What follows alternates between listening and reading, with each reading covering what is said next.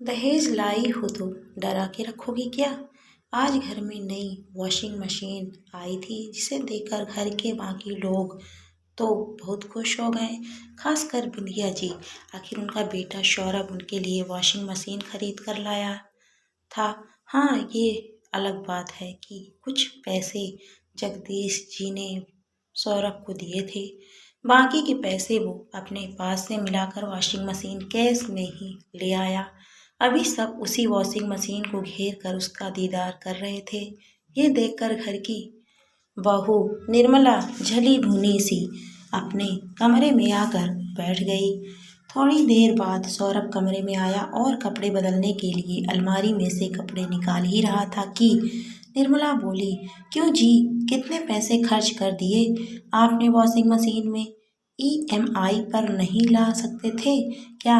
दे देते बाबूजी पैसे, कमाते तो वो भी हैं। अरे मशीन की ज़रूरत उनको है, हमको नहीं। तो दो लोग उसके पैसे दे, तुम क्यों दे रहे हो? निर्मला, वो मेरे माता पिता हैं। माँ को वॉशिंग मशीन की ज़रूरत थी, कितनी परेशानी होती थी, वो इसलिए मैं मशीन खरीद कर ले आया। अच्छा, मैं भी तो हाथ से कपड़े धोती हूँ, मुझ पर तो कभी तरस नहीं आया। भला ये क्या बात हुई? तुम आदमी लोग तो हमेशा माँ माँ करते रहते हो। तुम लोगों के लिए तो बीवी कुछ भी नहीं होती। माँ की परेशानी तो तुमसे देखते नहीं बनी। और मेरा क्या? निर्मला चिढ़ती हुई बोली, तुम्हें तो परेशान होने की आदत है, भला इसमें मैं क्या कर सकता हूँ? कहकर सौरभ अपने कपड़े लेकर जाने लगा। उसकी बात सुनकर निर्मला और ज़्यादा चिढ़ गई और उसके सामने आकर खड़ी हो गई। अच्छा, बस मुझे मुझे ही ताने मार लो, भला मुझे क्यों परेशानी होने की आदत होगी? तुम्हारी माँ से खुद के और तुम्हारे पापा के कपड़े तक तो नहीं धुलते, और तुम चार चार लोगों के कपड़े हाथ से धोती हूँ, तो इसमें मेरी गलती क्या है? मैं क्या कर सकता हूँ? जहाँ तक हो सकता है मैं अपने कपड़े खुद धोने की कोशिश करता हूँ। कभी देर सवेर ही तुमसे अपने कपड़े धोने को कहता हूँ। अब अपने और अपने बच्चों के कपड़े तो तुम ही धोओगी। मेरी तो किस्मत ही खराब है जो मेरे माता पिता ने तुमसे मेरी शादी कर दी। इससे तो अच्छा मेरे माँ बाप कोई ढंग का ठिकाना देकर मेरी शादी कर देते तो कम से कम मैं खुश तो रहती। इसमें तुम्हारे माता पिता की गलती नहीं है। वो किसी अमीर घर में भी तुम्हारी शादी कर देते तब भी तुम खुश नहीं रहती, क्योंकि तुम्हें हर बात में मेरा मेरा करने की आदत है। अब तुम ही देख लो, कहाँ तो उन्होंने ये सोचकर तुम्हारी शादी में वॉशिंग मशीन दी थी कि मेरी बेटी को परेशानी नहीं होना पड़ेगा, हाथ से कपड़े नहीं धोने पड़ेंगे। लेकिन तुमने क्या किया? मेरी वॉशिंग मशीन करके उसे भी अब तक पैक करके रखा है। शादी के 7 साल बाद तो वो भी जंग खाने लग गई होगी। अच्छा, वो तो मेरे माता पिता ने दी है, उस मशीन से ससुराल वालों का क्या लेना देना? ससुराल वाले तो कुछ देते ही नहीं हैं बहू को।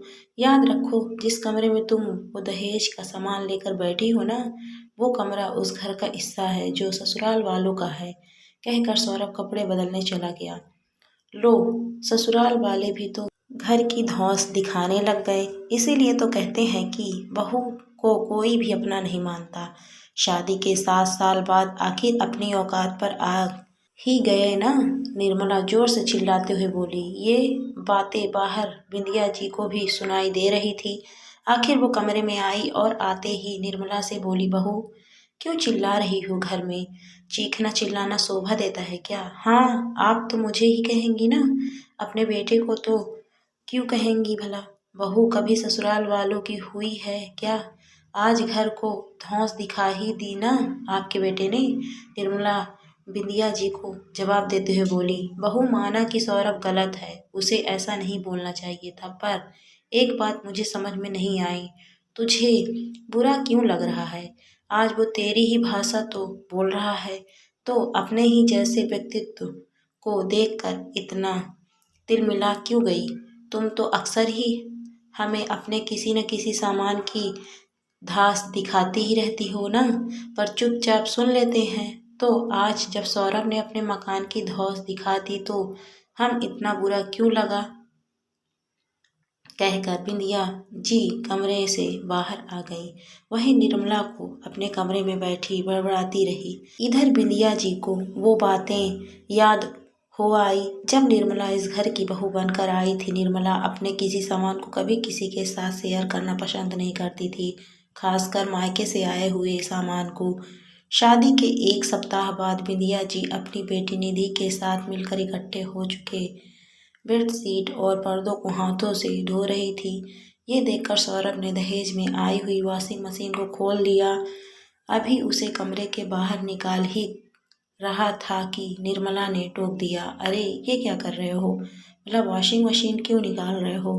अरे शादी के बाद ही साफ सफाई में देखो कितने कपड़े निकले हैं, इतनी बेडशीट और पर्दे धोने हैं।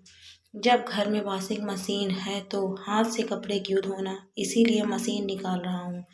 सौरभ ने भी जवाब दिया, नहीं नहीं वॉशिंग मशीन मत निकालो, ये तो मेरे मम्मी पापा ने दी है। क्या शादी से पहले आपके घर में कपड़े नहीं धुलते थे? निर्मला का मुंह तोड़ जवाब सुनकर सौरभ हक्का बक्का रह गया। वो कुछ कहने को हुआ तो बिंदिया जी ने उसे इशारे से चुप कर रहने को कह दिया।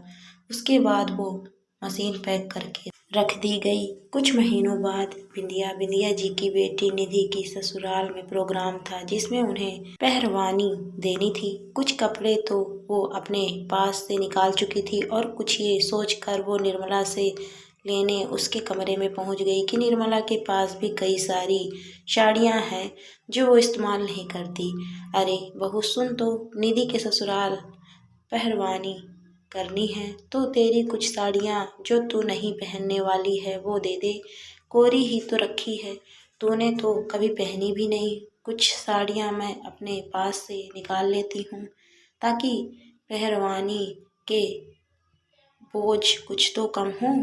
सासू माँ ने कमरे में आते हुए कहा, अरे माँ जी मेरी साड़ियाँ क्यों, बेटी आपकी है तो आप दीजिए, मुझसे क्या उम्मीद रखती हैं, मेरे लिए आई हुई साड़ियाँ हैं, भला उस पर आपका क्या हक? निर्मला ने मुंह तोड़ते हुए जवाब दिया। सुनकर बिंदिया जी बहू का मुंह ताकते हुए वहीं की वहीं खड़ी रह गई। फिर बहू खुद को संभालते हुए बोली, वो साड़ियाँ तू पहनती नहीं है, वो यूं ही बक्से में पड़ी रह जाएगी, इसीलिए कहा था।